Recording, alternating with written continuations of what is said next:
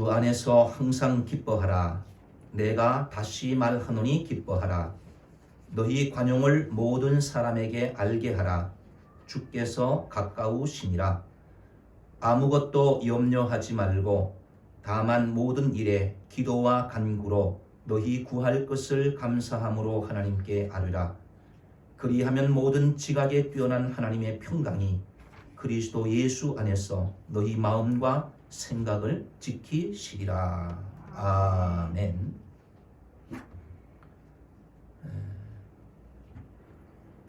우리 조준영 자매님이 오랜만에 나오셨네. 아산병원에 근무하시니까 교회 출석을 잘 못하셔요.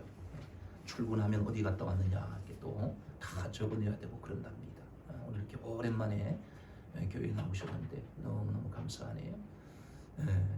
윤준호 집사님도 이렇게 나오셔서 너무 감사해요. 감사합니다. 오늘 본문 빌립보서 4장 4절로 7절까지 있는 말씀을 중심으로 이 때를 어떻게 살까요? 라는 제목으로 함께 은혜를 나누겠습니다. 요즘 나라와 민족을 생각하면서 또 한국교회를 생각하면 걱정되는 일이 참 많습니다. 한 사람의 국민으로서 또 작은 교회를 섬기는 목사로서 그리고 한 신앙인으로서 여러 가지 상황들을 바라보면서 참 염려되고 걱정되는 그런 일들이 많습니다. 그리고 우리 성도들의 삶의 자리를 생각해도 염려되는 그런 일들이 있습니다. 부동산 가격이 막 올라가잖아요. 우리 청년들은 졸업한 이후에 일자리가 있어야 되는데 청년 실업률이 증가하고 청년들이 앞으로 또 일하기가 어려운 여러 가지 그런 취업의 상황들도 좋지 않고 또 사회가 둘로 쪼개어져서 갈등하고 있는 그런 모습을 볼 수가 있습니다. 같은 시기에 치러진 두 사람의 장례를 두고 서로가 사회가 양분되는 그런 모습을 보게 됩니다. 댓글을 보면 서로의 그러한 그런 마음들이 표출되는 것들을 보면 이 사회가 정말 너무 이렇게 갈등 구조 속에서 이 양 진영이 서로 갈등하고 그렇게 하는 모습을 보면서 마음속에 참 안타까운 부분들이 생기게 됩니다. 그리고 한국교회를 바라보노라고 하면 지금 참 위기를 맞고 있지 않습니까? 코로나 바이러스라는 이 전에 없었던 그런 상황을 통하여서 이 한국교회가 참 어려운 가운데 있습니다. 신천지 이단이 코로나 바이러스를 퍼뜨리므로 말미암아 한국교회가 마치 코로나 바이러스의 온상인 것처럼 그렇게 사람들에게 인식이 되어서 교회가 여러 어려움들을 겪고 있어요. 정상적인 정규 예배 이외에는 소모임을 갖지 못하게 하고 또 식사도 갖지 못하게 하고 친교와 교제가 안 되는 그런 여러 상황들을 우리가 지금 지나고 있지 않습니까? 국회에는 차별금지법이 이제 상정이 되었어요. 교회를 어렵게 만들 수 있고 성경적인 가치를 우리가 실천하며 살기에 어려워지는 그런 여러 가지 환경과 상황들이 만들어지는 것을 보면서 참 우리가 어려운 시대를 살고 있구나. 물질적으로는 부유하고 우리가 정말 이 정보를 잘 공유할 수 있는 그런 정보 시대에 살고 있지만 그럼에도 불구하고 우리는 마음이 참 피폐하고 여러 가지 어려운 상황들과 고민과 갈등과 또한 여러 가지 그런 사회 상황들을 바라보면서 우리의 마음에 걱정과 염려가 생기는 부분들이 있는 것을 발견하게 됩니다. 사랑하는 주신 가족 여러분, 성경의 절대 가치를 우리가 실천하며 살아야 되는데 우리는 성경의 기준에서 사는 것 아니겠습니까? 성경이 절대적인 가치, 그 가치를 우리가 실현하면서 살아야 되는 사람들이 그리스도인인데 요즘 시대는 절대 가치가 무너지는 거예요. 절대 가치를 인정하지 않으려고 하는 그런 여러 가지 상황들이 벌어지고 있는 것을 볼 수가 있습니다. 자, 이런 시대에 성경의 절대 가치를 믿고 살아가는 그리스도인들이 어떻게 살아야 될 것인가? 이때를 우리가 어떻게 살아야 되는가? 이 어려운 시대를 우리가 어떻게 살아야 될까? 그 대답을 오늘 이 성경을 통해서 우리가 함께 생각해보고 이 성경 말씀을 붙잡고 이 때를 살아야 되지 않겠는가. 바울 사도가 지금 에베소 교회에다가 편지한 내용입니다. 바울은 지금 로마에 옥에 죄수의 신분으로 갇혀 있는 거예요. 그리고 빌립보 교인들은 자기의 영적 지도자가 지금 옥에 갇혀 있는 상태에 있습니다. 그래서 이 바울을 돕기 위해서 여러 가지 그러한 일들을 이 빌립보 교회가 감당을 해요. 그런데 교회에 이 빌립보 교회에도 어려움이 있는 거예요. 그 빌립보 교회에 또한 갈등 구조가 생긴 겁니다. 자, 여러분, 영적인 지도자는 지금 감옥에 갇혀 있고 교회는 여러 가지 어려운 상황에 처해 있습니다. 로마 감옥에 갇혀 있는 이 바울 사도가 밖의 이야기를 듣는 거예요. 자기가 개척했던 많은 교회들이 여러 어려운 상황에 놓여 있고 교인들이 떠나가고 다시 유대교로 돌아가는 그런 사람들도 생기고 자기와 함께 동역했던 그런 동역자들이 자기를 등지고 떠나가는 그런 상황들을 이 바울 사도가 감옥에서 듣고 있는 거예요. 여러분, 바울도 힘들고 어려울 것 아니겠어요? 그리고 이 편지를 접하고 있는 이 빌립보 교인들도 여러 상황 속에서 어려움을 겪고 있는 그런 상태에 있는데 로마 감옥에 갇혀 있는 바울 사도가 빌립보 교인들에게 오늘 편지를 하면서 권면하는 내용이에요. 이 때를 어떻게 살아야 될 것인지 오늘 성경을 통해서 우리에게 말씀하시는 이 말씀을 듣고 우리가 이 때를 어떻게 살아야 될 것인지 함께 고민하며 또 하나님 주시는 말씀을 붙잡고 이 어려운 때를 잘 살아가셔서 승리하는 우리 모든 주신 가족들 되시기를 주님의 이름으로 축원합니다. 첫 번째, 이 때를 어떻게 살까요? 기뻐하라는 거예요. 빌립보서 4장 4절 말씀을 보면 주 안에서 항상 기뻐하라. 내가 다시 말하노니 기뻐하라. 어려워요. 힘들어요. 살기가 팍팍해졌어요. 여러 갈등이 있어요.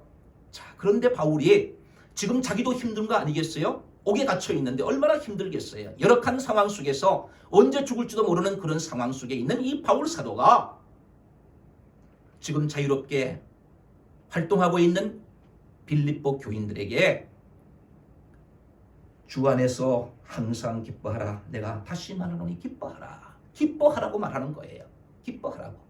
기뻐하는 상황이 주어질 때 기뻐하는 것은 누구나 할 수 있는 겁니다. 그것은 기뻐하지 말라고 해도 기쁨의 상황과 기쁨의 환경이 주어지면 기뻐할 수밖에 없어요.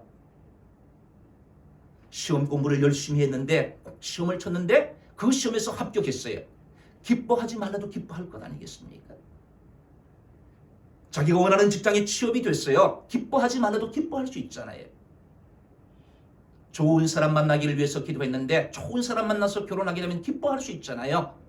여러분, 우리가 원하고 바라는 것들이 이루어지고 성취될 때 기뻐하지 말라도 다 기뻐할 수 있습니다. 그런데 이 바울 사도가 지금 옥에 있으면서 그리고 빌립보 교회의 상황, 그 상황도 기뻐할 수 없는 그런 상황들이 있는데 주 안에서 항상 기뻐하라. 내가 다시 말하노니 기뻐하라. 기뻐하라는 거예요. 그런데 항상 기뻐하라는 거예요. 그리고 기뻐할 수 없기 때문에 내가 다시 말하노니 기뻐하라. 거듭거듭 강조해서 기뻐할 수 없는 상황 속에 살고 있는 우리들에게 그럼에도 불구하고 기뻐하라고 말씀하고 있는 겁니다. 여러분, 이 비결이 무엇일까요? 바울이 옥에 있으면서도 기뻐하면서 살았기 때문에 지금 빌립보 교인들에게 기뻐하라고, 항상 기뻐하라고, 내가 다시 말하노니 기뻐하라고 그렇게 말할 수 있는 비결이 뭡니까? 환경이 좋아서 그런 건가요? 그렇지 않잖아요. 빌립보서 4장 12절에 보니까 나는 비천에 처할 줄도 알고 풍부에 처할 줄도 알아. 모든 일 곧 배부름과 배고픔과 풍부와 궁핍에도 처할 줄 아는 일체의 비결을 배웠노라. 일체의 비결을 배웠다. 기쁨의 비결을 내가 배웠다. 행복의 비결을 내가 배웠다. 내가 배부를 때도 배고플 때도 궁핍할 때도 풍부할 때도 그런 상황 속에서도 그런 상황 속에서도 내가 기뻐할 수 있는 그런 일체의 비결을 나는 배웠다. 그렇게 말하고 있는 거예요. 환경이 좋기 때문에 내가 지금 기쁨의 그런 환경 속에 있기 때문에 기뻐하는 것이 아니라 어떠한 상황 속에서도 기뻐할 수 있는, 행복할 수 있는 일치의 비결을 배웠다. 그렇게 고백할 수 있는 겁니다. 이 비결이 뭐냐? 오늘 본문 4절에 나와 있는 그 앞에 있는 단어예요. 주 안에서 항상 기뻐하라. 기뻐할 수 없는 상황이지만 내가 주님 안에 있기 때문에 주님 안에서 누리는 기쁨이 있다는 겁니다. 주님께서 나에게 주시는 기쁨이 있다는 거예요. 세상이 줄 수 없는 그런 기쁨이 감옥에 있지만 세상적으로는 기뻐할 수 없는 그런 여건이 되지 않지만 내가 감옥 안에 있으면서도 주님이 내 안에 계시고 내가 주님 안에 있기 때문에 나는 기뻐한다. 그러면서 너희들도 기뻐하라. 항상 기뻐하라. 내가 다시 말하면 기뻐하라. 그렇게 부탁하고 당부하고 명령하는 것을 볼 수 있습니다. 여러분은 어디에서 기쁨을 얻고 있습니까? 물질에서 기쁨을 얻습니까? 1억이 있으면 기뻐할 것 같은데 지금 1억이 없다. 10억이 있으면 기뻐할 것 같은데 그것이 없어서 기쁨이 없습니까? 여러분, 사람의 욕심은 끝이 없는 거예요. 그것을 얻었다고 해서 잠시간의 기쁨이 있을지 모르지만 또 다른 것을 추구하고 또 다른 목표를 가지고 또 그것을 향해서 우리는 욕심을 부리면서 달려갈 수밖에 없는 그런 사람들이에요. 여러분, 어떤 지위에 올라가면 기뻐할 수 있을 것 같아요? 그때는 기뻐할 수 있지요. 내가 얻고자 하는 명예, 그것을 얻으면 기뻐할 수 있을 것 같습니까? 순간적으로는 기뻐할 수 있어요. 그러나 세상이 줄 수 있는 이런 기쁨, 환경이 나에게 줄 수 있는 환경이 줄 수 있는 그런 환경들은 바뀔 수가 있다는 거예요. 내가 그 자리에 영원히 있을 수가 없는 거잖아요. 그 환경이 바뀌면 그 기쁨도 동시에 사라질 수밖에 없는 그런 불완전한 기쁨을 우리는 이 세상에서 경험할 수가 있습니다. 여러분, 사람이 우리에게 줄 수 있는 기쁨이 있어요. 그런데 그런 사람들조차도 변할 수 있어요. 환경도 변하고 사람도 변하는 거예요. 지금은 나를 사랑해주고 나에게 기쁨을 줬던 그 사람이 영원토록 나에게 기쁨을 줄 수 있는 그런 사람이, 그런 환경이 되지 않는다는 거지요. 사람도 바뀌고 환경도 바뀔 수가 있기 때문에 우리가 세상에서 누리는 기쁨은 완전한 기쁨이 될 수 없습니다. 불완전한 기쁨이에요. 그런데 바울 사도는 지금 옥에 있으면서도 기쁨의 환경이 주어지지 않았음에도 불구하고 그가 일치의 비결을 배웠던 것은 주 안에서 누리는 기쁨이 있었기 때문에 그렇다는 말씀이에요. 사도 바울이 항상 기뻐할 수 있었던 이유는 그는 하나님을 기쁘시게 하면서 살았기 때문입니다. 하나님을 기쁘시게 하면서 살았기 때문에 하나님께서 바울 사도를 기쁘게 해주셨던 거예요. 바울은 하나님이 기뻐하시는 일을 했어요. 하나님이 기뻐하시는 생명 살리고 영혼 살리는 그런 일들을 위해서 세계를 다니면서 복음을 증거했잖아요. 그리고 하나님의 말씀에 순종하면서 하나님이 기뻐하시는 그런 일들을 위해서 자기의 삶을 헌신하고 드렸던 겁니다. 빛의 열매를 맺고 성령의 열매를 맺으면서 그렇게 하나님이 기뻐하시는 일들을 행함으로 말미암아 세상이 줄 수 없는 하나님이 주시는 그런 기쁨을 비록 옥에 있으면서도 그 기쁨을 마음속에 누리면서 살 수 있었다. 이 바울 사도가 고백하는 겁니다. 여러분, 이 바울 사도는 또한 기쁨의 근원이신 예수님 안에 살았기 때문에 그는 기뻐할 수 있었습니다. 우리가 잘 알고 있는 요한복음에 보면 예수님께서 가나의 혼인잔치에 가십니다. 혼인잔치에 가셔서 그 잔치에 갔는데 막 흥이 막 무르익는데 포도주가 떨어진 거예요. 사람의 흥을 돋우어주는 그 포도주가 떨어지니까 그 잔치집이 기쁨의 잔치집이 아닐 수 있잖아요. 그러니까 예수님께서 항아리에다 물을 채우라. 하인들이 말에 순종해서 물을 채웠더니 그 물이 변하여서 포도주가 되어서 사람들에게 갖다 주었더니 그 포도주로 인해서 모든 사람들이 기뻐하고 다시 잔치집이 흥이 다시 살아나는 그러한 일이 성경에 기록되어 있습니다. 여러분, 예수님께서는 우리에게 기쁨을 주시는 분이에요. 기쁨이 사라지고 절망과 슬픔 속에 있는 그런 사람들에게 예수님께서는 기쁨을 주시기 위해서 이 땅에 오신 거예요. 죄 가운데 죽을 수밖에 없고 죄 가운데 지옥 갈 수밖에 없는 절망하는 그런 인간들을 위해서 예수님께서 그들에게 기쁨을 주시기 위해서, 영원한 행복과 기쁨을 주시기 위해서 이 땅에 오신 분이 바로 예수님이신 겁니다. 예수님은 이 세상에 계실 때 죽은 나사로를 살리셨어요. 나인성의 과부의 아들을 예수님이 살려주셔서 장래의 행렬이 기쁨의 행렬로 바꾸게 해주신 분이 바로 예수님이신 거예요. 예수님은 기쁨의 근원이 되시는 거예요. 예수님이 계신 곳에는 슬픔이 변하여서 기쁨이 되는 그런 은혜가 임하게 된다는 말씀이지요. 누가복음 2장 10절에 보면 무서워하지 말라, 보라 내가 온 백성에게 미칠 큰 기쁨의 좋은 소식을 너희에게 전하노라. 천사가 예수님이 태어난 것을 알리면서, 아기 예수님이 태어난 것을 알리면서 목자들에게 알리면서 한 말이에요.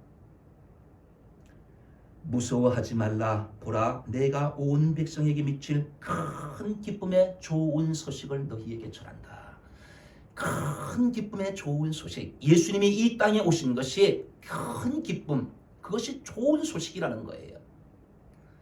우리에게 기쁨을 주시는 예수님이 이 땅에 오신 것이, 그것이 좋은 소식이, 그렇다고 하면 그 큰 기쁨의 좋은 소식이 되시는 예수님이 내 안에 계시면, 그렇다고 하면 기쁨을 주시는 그 기쁨의 근원 되시는 예수님께서 내 안에 계시다고 하면, 그러면 우리의 상황이 어떠하다 할지라도,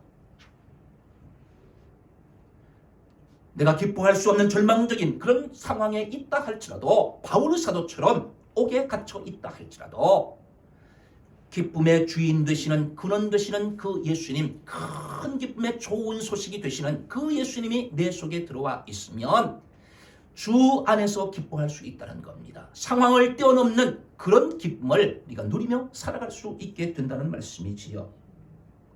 예수 믿는 사람에게는 항상 기뻐해야 될 절대적인 기쁨이 있는 겁니다. 내가 하나님의 자녀가 되었다는 것, 천국의 백성이 되었다는 것, 이 하나만 가지고도 우리는 기뻐할 수 있는 그런 이유가 있다는 겁니다. 세상적으로는 기뻐할 수 없는 여러 가지 상황과 환경과 여건이 있다고 할지라도 내가 하나님의 자녀가 되었다는 것, 천국의 기쁨을 가지신 그 기쁨의 근원 되시는 예수님이 내 삶의 주인이 되어주신다는 것, 나는 언젠가 영원한 기쁨인 그 천국에 갈 수 있는 그런 자격을 내가 획득했다는 것, 이것이 우리를 절대적으로 기쁘게 할 수 있는 그런 이유가 된다는 말씀이지요. 바울 사도가 이 절대적인 기쁨을 가지고 있었던 겁니다. 주 안에 있었기 때문에 내가 처한 그 상황과 환경이 어떠하다 할지라도 기쁨의 주인 되시고 기쁨의 근원 되시는 그 예수님께서 내 안에 계시기 때문에, 내가 그분 안에 있기 때문에 내가 기뻐한다. 그러니까 너희들도 주 안에서 항상 기뻐하라. 내가 다시 말하노니 기뻐하라. 그렇게 우리들에게 권면하고 있는 거예요. 여러분, 우리가 어려운 시대를 지금 살고 있습니다. 여러 가지 우리의 상황 속에 어려움이 있고, 내 가정에 어려움이 있고, 또 미래를 생각하면 염려되고 걱정되는 그런 부분들이 있다 할지라도 그 상황을 뛰어넘는 기쁨은 주 안에 있는 사람들에게, 기쁨의 근원 되시는 주님께서 내 안에 계시다고 하면 그런 환경을 뛰어넘을 수 있는 그런 기쁨의 삶을 살아갈 수 있다는 것 기억하셔서, 여러분, 우리가 어떻게 이때를 살아야 될까요? 그럼에도 불구하고 기뻐하면서 사시기 바라요. 내가 사업하는 것 지금 잘 안 될 수 있어요. 내가 계획하는 것 지금 그 계획대로 되지 않는 것 있을 수 있습니다. 그럼에도 불구하고 이 바울 사도가 주 안에서 기뻐했던 것처럼 우리들도 주님 안에 있는 그 한 가지만 가지고도 기뻐하며 살아갈 수 있는 우리 모든 주신 가족들 되시기를 주님의 이름으로 축원합니다. 두 번째, 이때를 어떻게 살까요? 관용하라입니다. 빌립보서 4장 5절 말씀 보면 너희 관용을 모든 사람에게 알게 하라. 주께서 가까우시니라. 여러분, 관용하라는 거예요. 관용하라. 너희 관용을 모든 사람에게 보여주라는 거예요.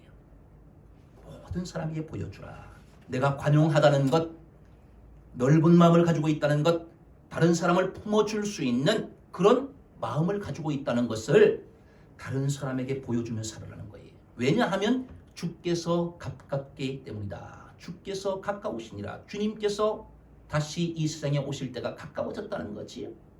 그렇기 때문에 관용을 보이면서 살아야 된다는 거예요. 너그러운 마음을 가지고 살아야 된다는 말씀이지요. 로마서 5장 8절에 보면 우리가 아직 죄인 되었을 때에 그리스도께서 우리를 위하여 죽으심으로 하나님께서 우리에 대한 자기의 사랑을 확증하셨느니라. 만약에 하나님께서 관용하는 마음이 없으셨다고 하면, 하나님이 너그러운 마음을 가지신 분이 아니라고 하면 예수님이 이 땅에 오시지 않았습니다. 그리고 십자가에서 우리를 위해서 죽지도 않으셨어요. 그러면 우리는 영원히 구원받을 수 없는 그런 존재로 살다가 지옥 갈 수밖에 없는 그런 인간일 수밖에 없는데, 하나님께서 관용하는 마음을 가지셨어요. 넓은 마음을 가지셨어요. 죄인들을 용서하는 마음을 가지셨기 때문에 그 하나님의 관용하는 마음으로 인해서 우리를 불쌍히 여기시고 자기의 독생자 예수 그리스도를 이 땅에 보내셔서 우리를 위해서 친히 십자가에 못 박히도록 그렇게 만들어주신 그 출발점이 뭐냐? 하나님의 관용의 마음이에요. 불쌍히 여기는 마음입니다. 너그러운 마음이에요. 하나님께서 솔로몬에게 지혜와 명철을 주셨습니다. 솔로몬이 열심히 1000번제를 드리며 하나님 앞에 기도했더니 하나님께서 그의 기도를 들으시고 백성들을 잘 다스릴 수 있는 지혜와 명철을 주셨습니다. 그리고 성경 열왕기상 4장 29절에 보니까 하나님이 솔로몬에게 지혜와 총명을 심히 많이 주시고 또 넓은 마음을 주시되 바닷가에 모래같이 하시니. 지혜와 총명을 주셨어요. 백성들을 잘 다스릴 수 있는 그런 지혜와 총명과 명철을 주셨을 뿐만 아니라 넓은 마음을 주셨다. 성경이 그렇게 기록하고 있습니다. 너그러운 마음을 주셨다는 거예요. 백성들을 잘 포용할 수 있는 그런 관용하는 마음을 하나님이 주셨다. 성경이 그렇게 말씀하고 있습니다. 지도자가 되기 위해서는, 백성들을 잘 다스리기 위해서는 지혜도 필요하고 총명도 필요하지만 넓은 마음이 필요하다는 거예요. 자기를 반대하는 사람들, 그런 사람들을 품을 수 있는 넓은 마음을 가져야지만, 그래야지만 지도자가 될 수 있다. 훌륭한 지도자가 될 수 있다. 하나님께서 솔로몬에게 넓은 마음을 주셨다. 여러분, 우리 각자는 다 지도자예요. 지도자. 이 나라의 지도자는 대통령이잖아요. 또 국회의원들, 장관들, 위정자들 지도자잖아요. 지혜와 총명뿐만 아니라 하나님이 주시는 넓은 마음을 가져야 되는 거예요. 백성들 전체를 아우를 수 있는, 자기를 향해서도 반대하는 그런 사람들을 품어줄 수 있는 넓은 마음, 관용하는 마음, 이런 마음을 가져야 되는 거예요. 나라의 지도자만 그렇습니까? 교회의 지도자도 마찬가지예요. 저도 그런 마음을 가져야 되는 거예요. 마음에 드는 사람만 사랑하고, 마음에 드는 사람만 예뻐하고, 마음에 안 드는 사람은 배척하고, 그거 목사가 그렇게 하면 되겠습니까? 안 되잖아요. 넓은 마음을 가져야 되잖아요. 여러분들 가정에도 마찬가지잖아요. 부모가 된다는 것은 가정의 지도자가 되는 거잖아요. 여러분들 직장에서, 여러분들 일터에서, 여러분들이 만나는 많은 사람들, 자, 그런 사람들을 어떻게 우리가 대해야 되느냐? 오늘 바울 사도가 관용하라. 너희 관용을 모든 사람에게 하여라. 보여라. 바울 사도가 아마 지금 로마의 감옥에 있으면서도 간수에게 관용을 보였을 거예요. 자기를 핍박하고 자기를 감시하는 그런 간수, 그런 사람들, 그런 사람들에게도 아마 이 바울 사도가 관용을 보였을 거예요. 모든 사람에게 너희 관용을 알게 하라. 바울사가 그렇게 했기 때문에 지금 빌립보 교인들에게도 그렇게 권면할 수 있는 것 아니겠습니까? 사진을 한 장 보여줄까요? 바다의 사진이 바다 사진. 야, 시원하지요? 더운데 바다 사진. 바다는 넓잖아요.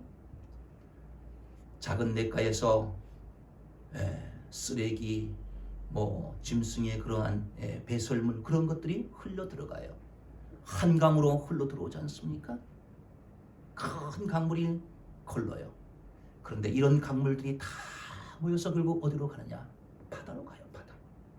바다에서 다 받아요. 오염 물질도 받고 썩은 것도 받고 여러 오염된 모든 것들, 사람들이 버리는 것들, 그런 것들을 다 받아요.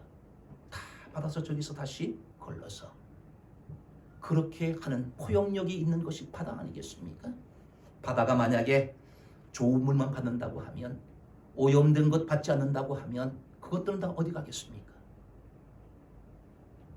여러분, 사람과의 관계에서도 허물이나 실수를 용납하지 아니하면 그것 때문에 우리가 힘들어지고 또 은혜가 떨어질 수 있습니다. 시련과 고난을 사랑으로 받아들이지 않으면 근심과 불평과 원망이 생기게 되어 있습니다. 사랑하는 주신 가족 여러분, 고난과 역경도 너그러운 마음으로, 너그러운 사랑으로 받아들일 때 그 고난이 은혜가 되고 역경도 큰 복이 될 수 있습니다. 관용은 베푸는 사람과 받는 모두에게 은혜를 더하고 소망과 힘을 주는 하나님의 위대한 선물입니다. 왜 관용해야 하는지 성경은 말씀하고 있습니다. 주께서 가까우시니라. 주께서 가까우시니라. 주께서 가깝다는 말은 심판이 가깝다는 얘기 아니에요. 우리는 언젠가 하나님의 심판대 앞에 서야 된다는 거지요. 주님께서 재림하시든지 아니면 내가 죽음으로 하나님 앞에 서든지 우리는 언젠가 하나님 앞에 서야 될 때가 있습니다. 그 시기는 아무도 알지 못해요. 그런데 그 하나님의 심판대 앞에 섰을 때, 주께서 가까이 오셨을 때 우리가 무엇으로 하나님 앞에 보여드려야 될까요? 내가 돈이 많습니다. 내가 세상에서 이런 명예를 가졌습니다. 내가 세상에서 이런 힘과 능력을 가지고 많은 사람들이 나를 존경하는 그런 사람입니다. 하나님 앞에 그걸 보여드릴까요? 우리가 하나님의 심판대 앞에 섰을 때는 내가 관용하며 살았던 것을 보이는 거예요. 내가 사랑하며 살았던 걸 보이는 거예요.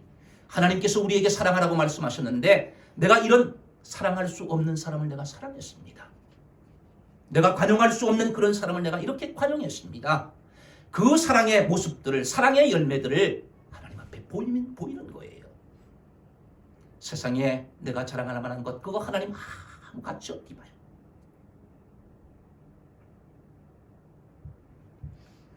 주님 앞에 내 일생을 결산할 날이 분명히 있는 겁니다. 바울 사도가 주께서 가까우니까 너희 관용을, 너희 너그러운 마음을, 너희 사랑하는 마음, 너희가 이해하는 그 마음, 그것을 모든 사람에게 알게 하라. 모든 사람이 보이도록, 모든 사람이 알도록 그렇게 너희의 삶을 관용하는 삶을 살아라. 바울이 그렇게 이야기하는 거예요. 여러분, 성경에 보면 바나바라는 사람이 나옵니다. 바나바는 넓은 마음을 가진 사람이었어요.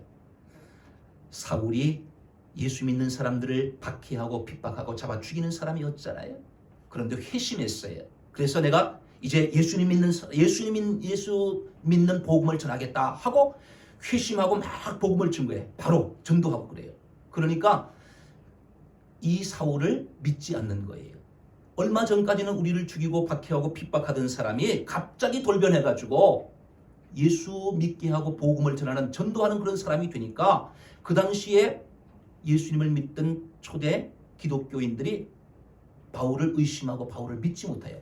저렇게 해서 결국 우리를 다시 뭘 그렇게 해서 거짓말을 쳐가지고 우리를 미혹해서 다시 박해하려는가 보다. 이렇게 해서 다 경계를 하고 바울을 가까이 하지 않는 거예요. 받아들이지 않는 거예요. 그런데 유독 이 바나바라는 사람이 바울의 진심을 받아주어요. 바울의 회심한 그것을 그대로 받아주어요. 그리고는 다른 사람들은 다 배척하고 다른 사람들은 다 멀리하는 이 바울을 품어주는 거예요. 그리고 나중에 안디옥 교회에서 이 바울을 불러가지고 같이 동역하게 돼요.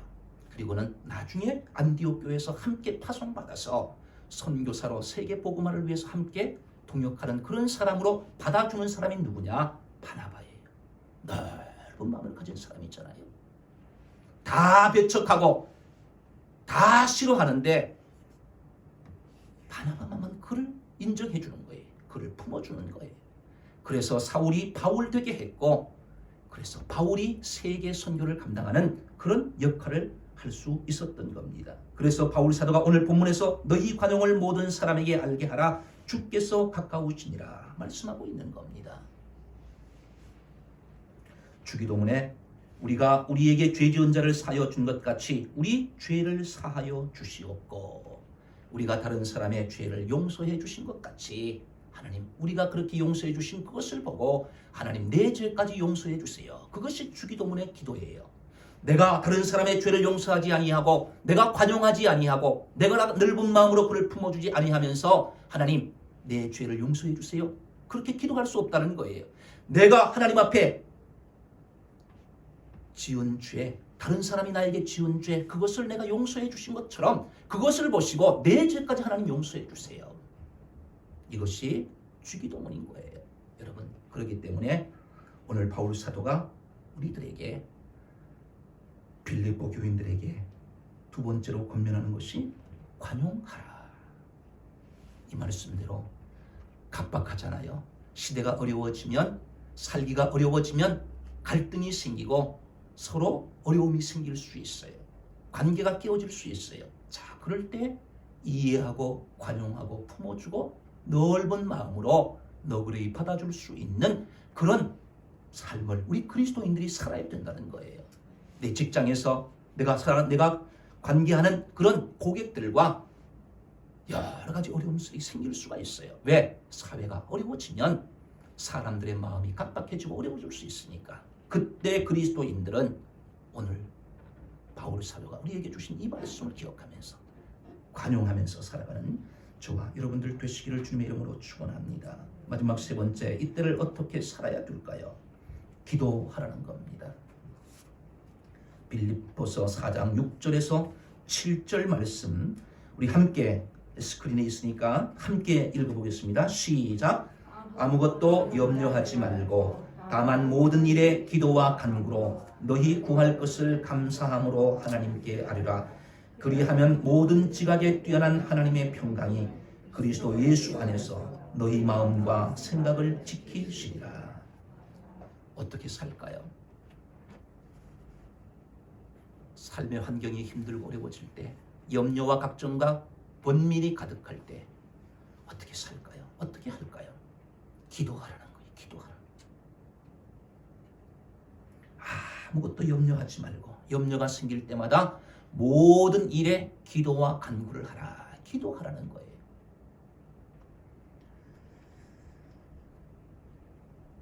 기도는 하나님과 함께 사는 방법입니다. 어린아이가 아버지의 손을 잡고 갈 때는 염려하지 않아요. 아버지를 믿기 때문에 그렇습니다. 내가 어려움에 처할 때 아버지가 나를 지켜주시고 보호해주시고 언제나 아버지가 나와 함께 하신다. 이 어린아이가 아버지를 믿으면 염려하지 않아요. 그런데 우리가 믿는 하나님을 우리는 아버지라 부르지 않습니까? 하나님 아버지, 그렇게 기도하잖아요. 그 아버지를 절대적으로 신뢰한다고 하면 그분께서 이 우주 만물을 만드시고 모든 것을 하실 수 있는 전능하신 하나님이 되신다. 그 하나님이 나를 사랑하시고 나와 함께 하시는 분이다. 그분이 나의 아버지가 되신다. 이 믿음을 가지면 염려 생길 때마다 아버지 앞에 기도하면 되는 거예요. 모세가 백성들을 인도할 때 40년 동안 광야 생활을 하는데 너무너무 힘들잖아요. 백성들이 원망하고 불평해요. 그때마다 모세가 얼마나 힘들었겠어요. 그런데 가다 보니까 사막이 나오는 거예요. 광야 사막이 나오는 거예요. 먹을 물이 없어요. 한참을 가다 보니까 물이 나오는데 와, 얼마나 좋았겠어요. 그런데 물을 마셨더니 물이 쓴 물이야. 먹을 수 없는 물이에요. 3일 동안 먹지 못하고 물을 달라고 막 그랬는데 물이 나타나는데 그 물이 쓴 물이 나오니까 일순간에 백성들이 원망하고 불평하는 거예요. 백성들은 다 원망하고 불평하는데 지도자 모세는 그때 뭘 하느냐? 하나님 앞에 기도하는 거예요. 기도했더니 하나님께서 막대기를 가르쳐 주시면서 저 막대기를 물에 던져라. 그 말씀에 순종하여서 막대기를 쓴 물에 던졌더니 그 물이 변하여서 단물이 되었다. 이것이 마라의 쓴물의 사건이에요. 여러분, 쓴물이 주었을 때 다 원망하고 불평하고 입술로는 다 한탄하고 그러지만 모세가 하나님 앞에 기도했을 때, 기도의 사람 모세가 기도했을 때 하나님이 그 환경, 쓴물의 환경을 단물로 바꿔주셨어요. 모든 사람이 그 물을 마실 수 있도록 그렇게 만들어주신 것을 볼 수가 있습니다. 그것이 무엇이냐? 모세의 기도 때문에 그렇게 된 거예요. 여러분, 우리가 살아가는 환경이 아무리 마라와 같은 그런 쓴 환경이고 그런 여러 가지 어려움과 시련과 절망적인 그런 상황이 우리 앞에 주어진다 할지라도 그때 모세가 했던 것처럼 기도하고 하나님 앞에 부르짖어 기도할 때 하나님께서 그 환경을 바꿔주신 것처럼 다 원망하고 불평할 수 있지만 그때 하나님 앞에 기도하는 저와 여러분들 되시기를 주님의 이름으로 축원합니다. 다윗은 이렇게 기도했습니다. 시편 55편 17절에 보니까 저녁과 아침과 정오에 내가 근심하여 탄식하리니 여호와께서 내 소리를 들으시리로다. 저녁과 아침과 정오에 근심하며 탄식하는 그런 환경이에요. 그런 상황 속에 있는 다윗이 하나님 앞에 기도하겠다는 거예요. 여호와께서 내 소리를 들어주실 것을 믿고 하나님 앞에 기도하겠다. 다윗이 그렇게 고백합니다. 예레미야서 29장 12장 13절 보면 너희가 내게 부르짖으면 내게 와서 기도하면 내가 너희들의 기도를 들을 것이요 너희가 온 마음으로 나를 구하면 나를 찾을 것이요 나를 만나리라. 여러분, 하나님을 찾으면 하나님 만나주시겠다는 거예요. 하나님 구하면 하나님이 들어주시겠다는 거예요. 여러분, 힘드십니까? 어렵습니까? 힘들고 어렵다. 그런 마음만 가지지 마시고 그런 말만 하지 마시고 어떻게 하라는 거예요? 기도하라는 거예요. 기도. 하나님을 찾으라는 거예요. 하나님을 구하라는 거예요. 여러분, 교회 나와서 기도하세요. 기도하세요. 코로나 바이러스가 무서워서 못 나오시는 건가요?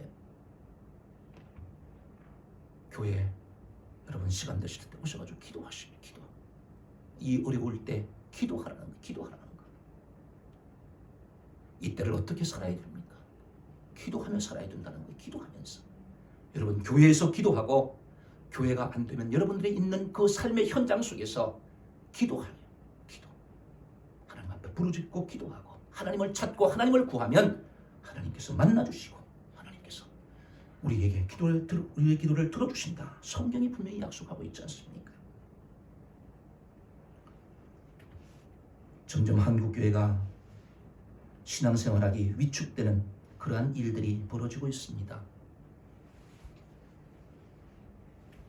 사람이 할 수 있는 것 있지만 하나님 앞에 기도하는 게 먼저예요. 하나님 앞에 회개하고 기도하는 것부터 우리 그리스도인들이 시작해야 돼요. 하나님을 전심으로 찾아야 됩니다. 부르짖으며 기도해야 되는 거예요.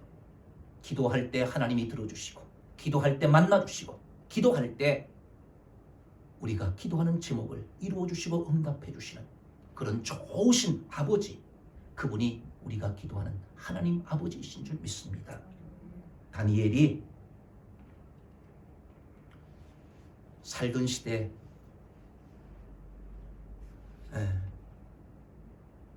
30일 동안 다른 아무에게도 기도하지 못하다고 법으로 금령을 만들었어요. 그런데 다니엘이 그런 어려운 시대에 그럼에도 불구하고 전에 하던 대로 하루에 3번씩 예루살렘을 향해서 창문을 열어놓고 하나님 앞에 기도했다. 죽음을 각오하고 사자굴에 들어갈 것을 각오하고 전에 하던 대로 기도했다. 여러분, 그런 어려운 시대, 자기가 하나님 앞에 기도하면 죽을 수밖에 없는 그런 어려운 시대를 만났을 때 다니엘이 총리, 국무총리였지만 사람 의지하지 않고 하나님 앞에 기도했다는 거예요. 기도했다는 거예요. 여러분, 이때를 기도하면서 이겨내시기 바랍니다.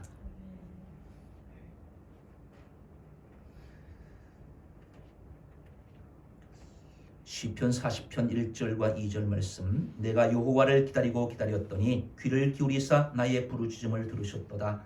나를 기가 막힐 웅덩이와 수렁에서 끌어올리시고 내 발을 반석 위에 두사 내 걸음을 견고하게 하셨도다. 여러분, 이 사진이 뭔 사진인가 아세요? 코끼리가 수렁과 웅덩이에 지금 빠져 있어요. 발버둥 쳐도 나오지 못해요. 제가 이 동영상을 보니까 자기 힘으로는 발버둥을 쳐보더라고. 못 나오더라고. 못 나와. 막 그냥 계속 코끼리 소리를 막 내요. 그러니까 엄마가 옆에 있다. 엄마도 막 허둥지둥. 엄마도 할 방법이 없으니까. 코끼리 엄마도 막 소리 지르고 막 그래요. 그러니까 주변에 있던 사람들이 모여가지고 어떤 사람이 포크레인을 가지고 저걸 메꿔주더라고. 그러니까 저기서 코끼리가 빠져나오더라고요. 자기 혼자 힘으로 발버둥 치고 자기 혼자 힘으로 어떤 노력을 기울여도 나올 수가 없어요. 나중에는 결국 힘이 빠져서 저 구덩이에서 죽을 수밖에 없는 그런 처지에 놓여있는 코끼리. 울부짖으며 그렇게 할 때 그 소리를 들은 사람들이 저 코끼리를 건져주더라고요. 여러분, 내 힘과 능력과 지혜를 가지고 이때를, 이 험한 때, 이 어려운 때, 신앙생활하기 위축되는 그런 상황, 여러분들 가정에, 여러분들 삶 속에, 여러분들 일터에 어려움이 주어질 때 우리가 할 수 있는 것, 하나님 앞에 기도하는 거예요. 사람이 할 수 없을 때 하나님은 하실 수 있는 능력의 하나님이신 거예요. 내가 기도하면 들어주시는 그런 하나님을 믿고 기도하면 당장에는 아무 변화가 없는 것 같지만 하나님은 하나님의 때에 하나님의 방법으로 가장 선하게 하나님은 이루어주시고 응답해 주시는 능력의 하나님이신 줄 믿습니다. 성경을 보면 하나님 앞에 기도한 많은 사람들이 있어요. 오순절 성령의 충만함 임할 때도 기도했고요. 성령 충만받은 사람들이 함께 모여서 오로지 기도했고요.